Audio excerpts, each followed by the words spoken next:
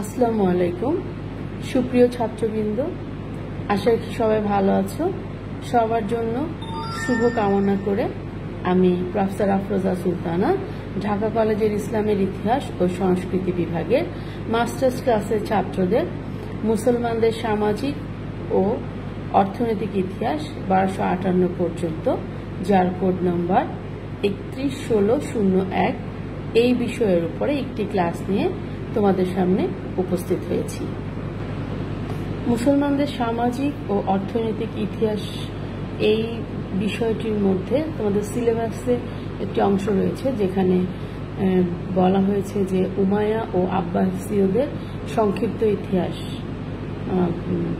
অর্থাৎ সিলেবাসের আওতায় রয়েছে উমাইয়া এবং আব্বাসীয়দের সংক্ষিপ্ত ইতিহাস। আমার আজকের আলোচনার বিষয় উমাইয়াদের সংক্ষিপ্ত ইতিহাস। যেহেতু উমাইয়া এবং আব্বাসীয়দের সংক্ষিপ্ত ইতিহাস যদি অ্যাট এ টাইম আলোচনা করতে যাই তাহলে এটি অনেক বড় ধরনের একটি ক্লাস হয়ে যাবে, যেটা ভিডিওর মাধ্যমে সেন্ড করা একটু কঠিন, যার জন্য আমি এটিকে ভেঙে নিয়েছি। এই জন্য আজকে আমার আলোচ্য বিষয় হচ্ছে উমাইয়াদের সংক্ষিপ্ত ইতিহাস। কোনো একটি আমলের বা সময়ে যদি ইতিহাসের পুঙ্খানুপুঙ্খ চিত্র উদ্ঘাটন করতে হয় তাহলে সে আমলের সামাজিক, প্রশাসনিক, সামরিক, সাংস্কৃতিক সমস্ত বিষয়গুলো যদি আলোচনা করা যায় তাহলে সঠিকভাবে সেই চিত্রটি ফুটে ওঠে। এর আগে যখন আমরা মুসলমানদের ইতিহাস পড়েছি তখন দেখেছি মুহাম্মদ সাল্লাল্লাহু আলাইহি সাল্লামের শাসন ব্যবস্থা, খোলাফায়ে রাশিদুন আমলের শাসন ব্যবস্থা, সেগুলোর ধরন এবং সেই প্রেক্ষাপটে তদানীন্তন সময়ের সামাজিক, অর্থনৈতিক, সাংস্কৃতিক সকল অবস্থার বিবরণ। এবং ওই আমলের পরেই এই উমাইয়া আমলের সৃষ্টি, অর্থাৎ উমাইয়া আমলের খিলাফতকাল শুরু হয় এবং ইসলামী শাসন ব্যবস্থা, অর্থনৈতিক অবস্থা, সামাজিক, সাংস্কৃতিক সকল অবস্থার বিস্তর পরিবর্তন ঘটে। তার মানে ইসলামের প্রথম দিককার সময় অর্থাৎ মুহাম্মদের সময় এবং খোলাফায়ে রাশিদুনের যে সময়কাল, তার চেয়ে এই উমাইয়া আমলের সিচুয়েশন বা অবস্থা ভিন্ন এবং এর প্রেক্ষাপটও ভিন্ন, সেটা আমরা এখন আলোচনা করব। খোলাফায়ে রাশিদুনের পরে 661 খ্রিস্টাব্দে মুয়াবিয়া উমাইয়া বংশের শাসন প্রতিষ্ঠা করেন এবং 750 খ্রিস্টাব্দ পর্যন্ত এই শাসন ব্যবস্থা স্থায়ী ছিল। প্রায় 90 বছরে উমাইয়া বংশের মোট 14 জন খলিফা এই শাসন কার্য পরিচালনা করেছিলেন। মুসলমানদের পূর্ববর্তী শাসন আমলের তুলনায় উমাইয়া আমলে মুসলিম সাম্রাজ্য ব্যাপক বিস্তৃতি ঘটে, অর্থাৎ সাম্রাজ্য অনেক বড় হয়ে যায়। স্বাভাবিকভাবে প্রশাসন এবং সমাজ ব্যবস্থার কাঠামো সর্বোপরি সকল দিক থেকে পরিবর্তিত হতে থাকে। এবং এই যে 14 জন শাসকের মধ্যে কিছু কিছু শাসক ছিলেন যারা উল্লেখযোগ্য স্থান দখল করে আছে উমাইয়া বংশের, তাদের কথা বলতে গেলে প্রথমেই আসে মুয়াবিয়া ইবনে আবু সুফিয়ান, যিনি উমাইয়া বংশ প্রতিষ্ঠা করেছিলেন। তিনি 661 থেকে প্রায় 20 বছর তার এই রাজত্ব পরিচালনা করেছিলেন।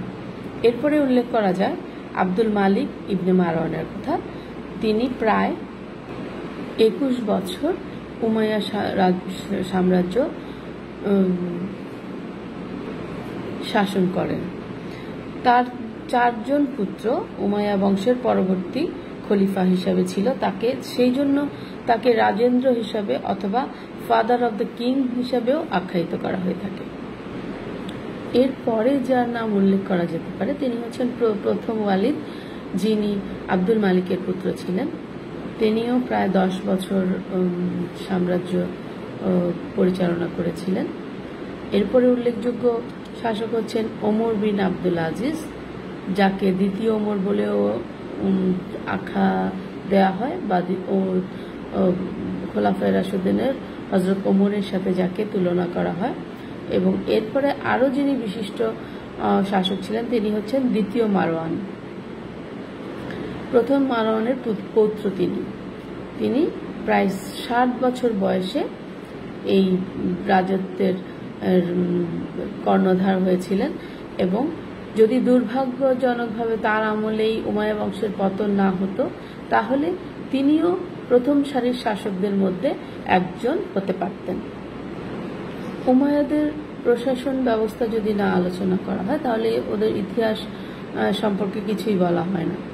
উমাইয়াদের প্রশাসন ব্যবস্থা আলোচনা করতে গিয়ে প্রথমেই বলতে হয় যে উমাইয়া আমলেই গণতন্ত্র এবং প্রজাতন্ত্রের পরিবর্তে রাজতন্ত্র প্রতিষ্ঠা হয়, অর্থাৎ গণতন্ত্র এবং প্রজাতন্ত্রের মাধ্যমে পূর্ববর্তী শাসকরা যে ধরনের প্রশাসন ব্যবস্থা পরিচালনা করেছেন উমাইয়া বংশের মুয়াবিয়া সেই প্রচলনকে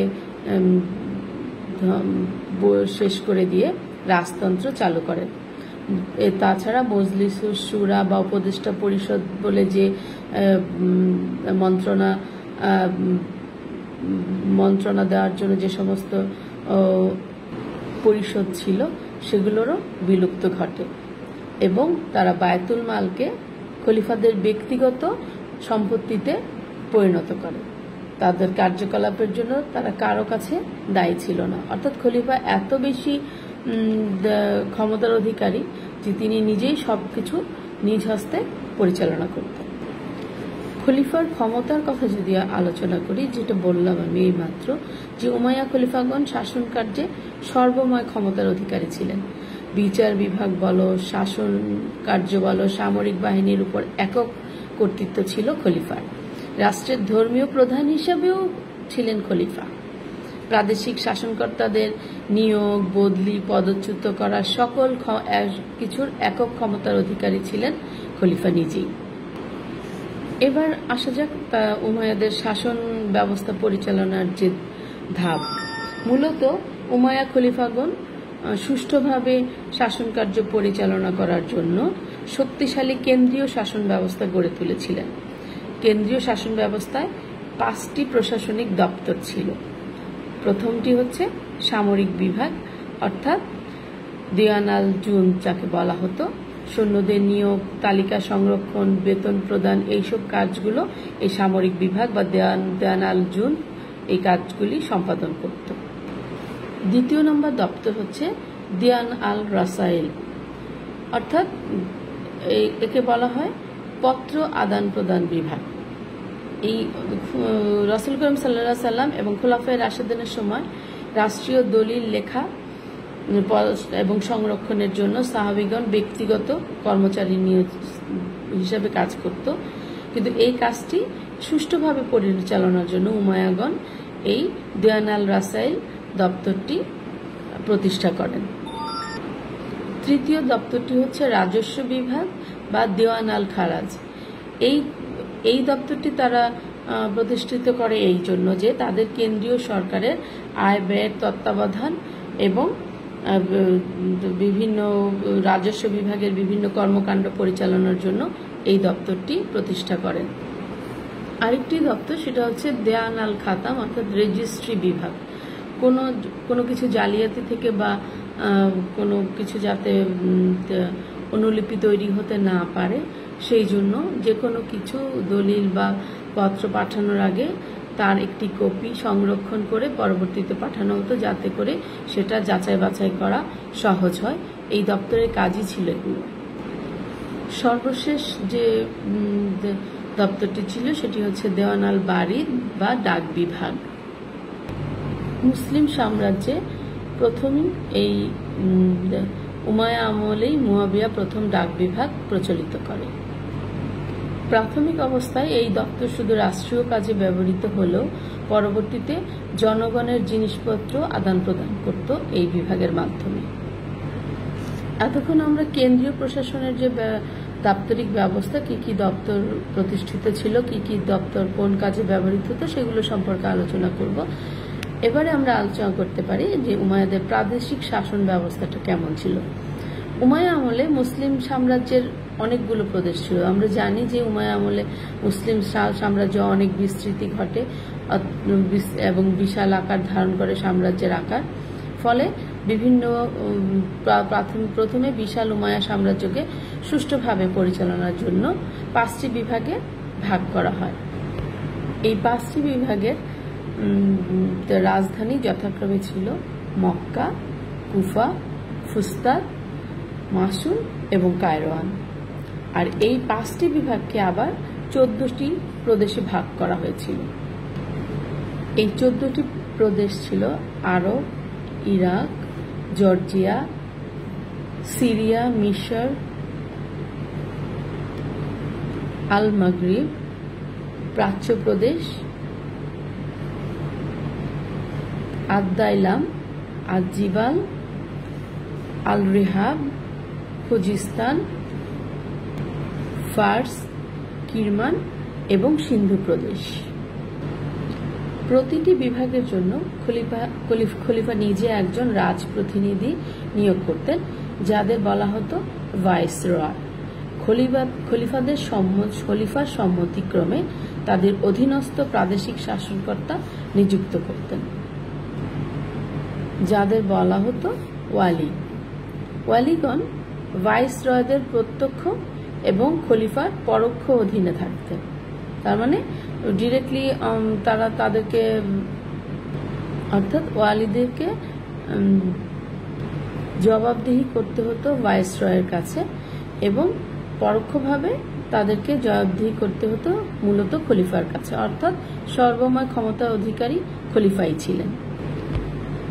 কেন্দ্রের মতো প্রাদেশিক শাসন ব্যবস্থাও 3টি দপ্তর বা দিওয়ান দ্বারা নিয়ন্ত্রিত হতো: সামরিক দপ্তর, যোগাযোগ সমন্বয় দপ্তর ও রাজস্ব বিভাগ। কোনো রাষ্ট্র বা সাম্রাজ্য পরিচালনার জন্য প্রধান বিষয় হচ্ছে অর্থ, অর্থাৎ অর্থ কোত্থেকে আসতো, রাজস্ব ব্যবস্থাটা কোত্থেকে। কোনো রাষ্ট্রকে পরিচালনার জন্য রাজস্ব আদায়ের মাধ্যমে কিন্তু রাষ্ট্র পরিচালিত হয়। এটা আমরা আধুনিক রাষ্ট্র সম্পর্কে যখন আলোচনা করি তখন দেখতে পাই। সুতরাং রাজস্ব ব্যবস্থা যুগে যুগেই ছিল এবং এটার হয়তো ধরন বদলেছে, কিন্তু রাজস্ব ব্যবস্থা ছিল। সুতরাং উমাইয়া শাসন আমলে প্রধানত রাজস্ব সংগৃহীত হতো জাকাত, আলখুমস বলতে বলা হয় যে গানিমাত, যে যুদ্ধলব্ধ যে সম্পত্তিগুলো প্রাপ্ত হতো তার 1/5 রাষ্ট্রীয় কোষাগারে জমা হতো, সেটাকে আলখুমস বলা হতো আমরা জানি। এবং উসর অর্থাৎ মুসলমানদের ভূমিকর, জিজিয়া অমুসলমানদের নিরাপত্তা কর, খারাজ সেটা হচ্ছে ভূমিকর, উসুর সেটা বাণিজ্য কর, অর্থাৎ বাণিজ্য করার জন্য তাকে যে কর দেওয়া হতো, বণিকদেরকে যে কর দিতে হতো সেই বাণিজ্য কর, আলফে রাষ্ট্রীয় যে সমস্ত জমির আয় ছিল সেগুলোকে বলা হতো আলফে। আর আরো ছিল মানে কোনো একটা রাজ্য বা কারোর সাথে যদি সন্ধি করা হতো তাহলে তারা যে এই রাজ্যের বশ্যতা স্বীকার করেছে সেই জন্য সেই রাজ্যকে কর দিতে হতো। উমাইয়া আমলে এই বশ্যতা করের প্রভাব দেখা গিয়েছিল। এবং সর্বশেষ যেখান থেকে তাদের আয় হতো সেটা হচ্ছে কোনো অনুষ্ঠান উপলক্ষে বা অনুষ্ঠানাদি উপলক্ষে প্রাপ্ত উপঠৌকন সমূহ। এই মারফতে উমাইয়া আমলে প্রচুর ইনকাম হতো এবং সেটা তাদের খরচের প্রায় সিংহভাগ সেখান থেকে উঠে যেত। উমাইয়া আমলে যে সমস্ত খাত থেকে রাজস্ব আদায় করা হতো এটি খোলাফায়ে রাশিদিনের মতোই, তবে যেহেতু আমরা জানি যে উমাইয়া আমলে মুসলিম রাষ্ট্রের প্রসার এবং সাম্রাজ্যের পরিধি অনেকখানি বৃদ্ধি পেয়েছিল, তাই আয়ের পরিমাণও বেশি ছিল। খলিফা আব্দুল মালিকের সময় হাজ্জাজ বিন ইউসুফ নবদীক্ষিত মুসলমানদের জিজিয়া ও খারাজ দিতে বাধ্য করা হয়েছিল, যদিও এটা শরীয়ত বিরোধী ছিল এবং সেই জন্য খলিফা দ্বিতীয় ওমর তা রদ করেছিলেন।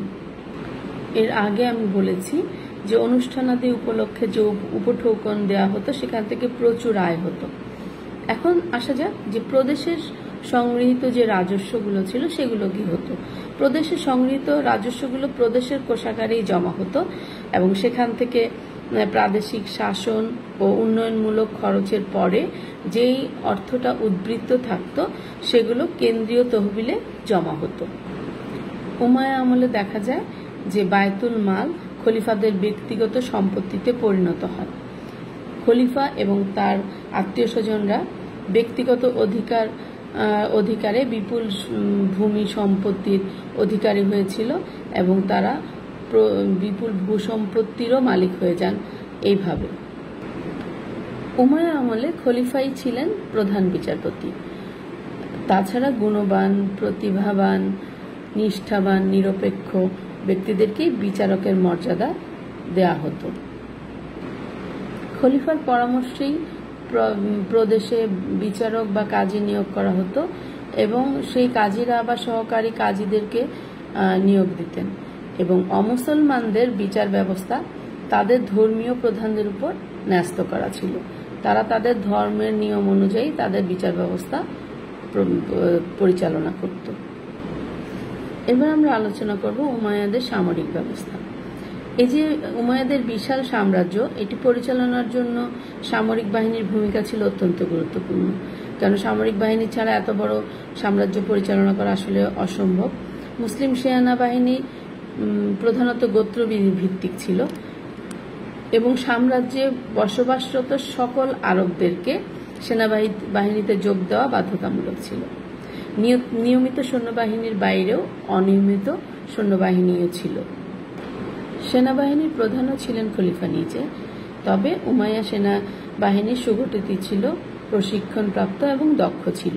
সুষ্ঠুভাবে পরিচালনার জন্য এদেরকে ছোট ছোট ইউনিটে ভাগ করা হতো। উমাইয়া আমলেই মুসলমানদের প্রথম নৌবাহিনী গঠন করা হয়, কারণ আটলান্টিক ও ভূমধ্য সাগরীয় অঞ্চল পর্যন্ত তখন সাম্রাজ্য বিস্তৃত হয়ে গিয়েছিল। তখন নৌবাহিনীর আবশ্যকতা দেখা দিয়েছিল। সুতরাং আমরা সর্বোপরি দেখতে পাই উমাইয়াদের সামরিক বাহিনীও অত্যন্ত দক্ষ এবং সুচারু ছিল। উমাইয়াদের সময় সামাজিক ব্যবস্থার কথা যদি আলোচনা করা যায়, তাহলে দেখা যায় যে সেই সময়ে উমাইয়া আমলে সমাজে 4 শ্রেণীর লোক বসবাস করত। 1 অভিজাত শ্রেণী, 2 মাওয়ালি, 3 জিম্মি এবং 4 দাস। এই 4 শ্রেণীর লোক উমাইয়া আমলে ছিল। অভিজাত শ্রেণী কারা? যারা পরিবারের সদস্য, বিজেতাগণ, আমলা, সম্ভ্রান্ত পরিবার, আরব পরিবার অভিজাত শ্রেণীর অন্তর্ভুক্ত ছিল। এরা উঁচু শ্রেণীর লোক বলে অভিহিত ছিল এবং তাদের জীবনযাপন ছিল অত্যন্ত জাঁকজমক এবং আড়ম্বরপূর্ণ। ভোগবিলাস, জাঁকজমকপূর্ণ জীবনই হচ্ছে তাদের একমাত্র ধ্যান জ্ঞান। উমাইয়া আমলে রাজধানী দামেস্ক পৃথিবীর শ্রেষ্ঠ নগরীতে পরিণত হয়। খলিফাগণ এই নগরীকে বড় বড় অট্টালিকা, ফোয়ারা, প্রমোদ ভবন, মসজিদ ইত্যাদি দিয়ে সাজিয়ে তোলেন। তাছাড়া নগরীতে প্রবেশের জন্য 6টি সুন্দর তোরণ ছিল। অভিযাত্রা শুধু জীবনযাপনই নয়, শিক্ষা দীক্ষা ও সংস্কৃতিতেও অনেক উন্নত ছিল।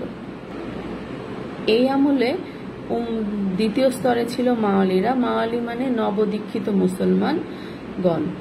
ইসলাম গ্রহণের পর আইনগতভাবে কিন্তু আরব মুসলমানদের সমমর্যাদাই ওদের চলে আসার কথা ছিল, কিন্তু কার্যত সেটা ছিল না। আরব মুসলমান পরিবারের সাথে তাদেরকে আশ্রিত হয়ে থাকতে হতো। তবে সাম্রাজ্য বিস্তারের ক্ষেত্রে এই মাওয়ালিদের অবদান ছিল অনেক গুরুত্বপূর্ণ এবং উমাইয়াদের আমলে তাদের সাথে বৈষম্যমূলক আচরণ করা হয়েছিল বলে তারা কিন্তু উমাইয়া বিরোধী আন্দোলনে শরিক হয়েছিল। তবে ইসলামী শিক্ষা দীক্ষা, জ্ঞান বিজ্ঞান, সংস্কৃতিতে মাওয়ালিদের অবদান ছিল অনেক। তৃতীয় স্তরে ছিল জিম্মিরা। ইসলামী রাষ্ট্রে অমুসলিম অর্থাৎ ইহুদি, খ্রিস্টান, অগ্নি উপাসক বা অন্যান্য সম্প্রদায়ের লোক যারা বাস করত তাদেরকে জিম্মি বলা হতো। তাদের অবস্থান মাওয়ালিদের পরে ছিল। তাদেরকে সেনাবাহিনীতে যোগদান থেকে বিরত রাখা হতো, তবে তাদের জানমালের নিরাপত্তা ও স্বাধীনতা ভোগের জন্য তাদেরকে জিজিয়া কর দিতে হতো। কৃষিকাজে নিয়োজিত যারা জিম্মি ছিলেন তাদেরকে ভূমিকর হিসাবে খারাজ দিতে হতো। তবে এক উল্লেখযোগ্য বিষয় হচ্ছে এই জিম্মিগণ খলিফার আস্থাভাজন ছিলেন, শিক্ষিত এবং যোগ্যতা সম্পন্ন জিম্মিদের রাজকার্যে নিয়োগ করা হতো।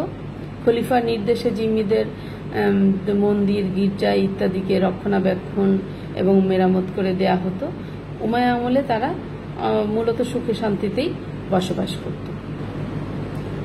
সমাজে সবচাইতে নিম্ন স্তরে ছিল দাসদের অবস্থান, অর্থাৎ কৃতদাস।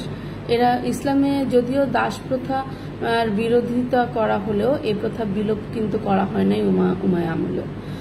মূলত যুদ্ধবন্দীরা সাধারণত দাস হিসাবে বিবেচিত হতো। সাম্রাজ্য বিস্তার লাভের সাথে সাথে দাসের সংখ্যা বেড়ে যেতে থাকে। যেহেতু আমরা জানি উমাইয়া আমলে সাম্রাজ্যের বিস্তৃতি বিশাল আকার ধারণ করেছে, তারা সাধারণত রাজপরিবার বা বিত্তশালীদের বিভিন্ন কাজে নিয়োজিত থাকত। তবে তাদের জীবন একেবারে দুর্বিষহ ছিল না, বিভিন্ন সুযোগ সুবিধা তারা পেত। এটি না বললেই নয় যে সমাজে নারীদের অবস্থা কিরকম ছিল। আমরা ইতিপূর্বে জেনেছি ইসলামের প্রাক ইসলামিক যুগে নারীদের কি অবস্থা ছিল। তাহলে এখন দেখা যায় যে উমাইয়া আমলে এদের অবস্থা কি ছিল। উমাইয়া আমলে আসলে নারীদের যথেষ্ট প্রভাব ভোগ করতে দেখা গেছে। ধর্মীয় ক্ষেত্রে নারীদের উল্লেখযোগ্য ভূমিকা ছিল। সে আমলে আমরা তাপসী রাবেয়ার কথা উল্লেখ করতে পারি। এছাড়া আরো বহু আরব নারী আছে যারা কবিতা রচনা করতেন, আবৃত্তি করতেন এবং এগুলো করে তারা যথেষ্ট সম্মান লাভ করেছিলেন। সামাজিক অবস্থা আলোচনার সাথে সাথেই চলে আসে পোশাক পরিচ্ছদের বিষয়গুলো। উমাইয়া যুগে আরবদের পোশাক পরিচ্ছদের বিশেষ কোনো একটা পরিবর্তন ঘটে নাই। যে সামর্থ্য অনুযায়ী যে তারা পোশাকের প্রকৃতি বা পার্থক্য করত তেমন নয়। পেশা অনুযায়ী সাধারণত পোশাকের পার্থক্য দেখা যেত। যেমন শাসক, লেখক, আইনবিদ বা সৈনিকদের পোশাকের ভিন্নতা খুঁজে পাওয়া যেত তখন। উমাইয়াগণ সাধারণত ঢিলা পাঞ্জাবি, লম্বা কুর্তা, চোখা জুতা, পাগড়ি ইত্যাদি পরিধান করত। আর মহিলারা ঢিলা পাজামা, কামিজ এবং গায়ের উপরে রুমাল ব্যবহার করত, যেটা আমরা ওড়না হিসাবে ব্যবহার করে থাকি সেরকম। এবার আলোচনা করা যাক যে উমাইয়া আমলে শাসকদের নৈতিক অবস্থা। তাদের আমি আগেই বলেছি যে মুসলমানদের মুহাম্মদ সাল্লাল্লাহু আলাইহি সাল্লাম এবং খোলাফায়ে রাশিদিনের পরে উমাইয়া আমল অত্যন্ত জাঁকজমকপূর্ণ, আড়ম্বরপূর্ণ জীবনধারা তাদের ছিল। রোমান এবং পারস্য সম্রাটদেরও তারা এই জাঁকজমকে ছাড়িয়ে গিয়েছিল। তাদের কাছ থেকেই মূলত তারা ভোগ বিলাসের পদ্ধতিগুলো আমদানি করেছিল। খলিফা দ্বিতীয় ওয়ালিদের সময় হেরেম প্রথা মারাত্মক আকার ধারণ করে। উমাইয়া রাজধানী দামেস্ক ঐশ্বর্য, আমোদ ফুর্তি ও ভোগ বিলাসের এক লীলা কেন্দ্রে পরিণত হয়। দেখা যায় যে প্রত্যেক শাসকেই সুরা বা মদ পান করত। কেউ সপ্তাহে একদিন, কেউ প্রতিদিন, কেউ একদিন অন্তর, কিন্তু তাদের কোনো না কোনোভাবে এর প্রতি আসক্তি ছিল। এবং ভোগ বিলাস চরিতার্থ করার জন্য বেশিরভাগ খলিফাগণ গীত, বাদ্য, নৃত্য ইত্যাদিতে প্রচুর অর্থ ব্যয় করত। এবং যেহেতু খলিফারা বায়তুল মালকে নিজস্ব বা ব্যক্তিগত সম্পদ হিসাবে জানত, সেখান থেকে অবাধে খরচ করে এই সমস্ত জাঁকজমক আড়ম্বরপূর্ণ জীবনযাপন করতে তারা পছন্দ করত। অর্থনৈতিক দিক আমি তো পূর্বে আলোচনা করেছি, কোত্থেকে অর্থ আসতো বা রাজস্ব কোথা থেকে নেওয়া হতো। তো উমাইয়া আমলে যেহেতু রাজত্ব অনেক বিশাল ছিল, সুতরাং অর্থনৈতিক ইনকামও অনেক বেশি ছিল।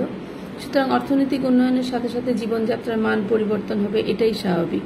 আর যেহেতু বায়তুল মাল তাদের নিজস্ব সম্পত্তি বলে তারা জানত, সুতরাং এই সমস্ত সুযোগ সুবিধাগুলো তারা লাভ করতে পারত।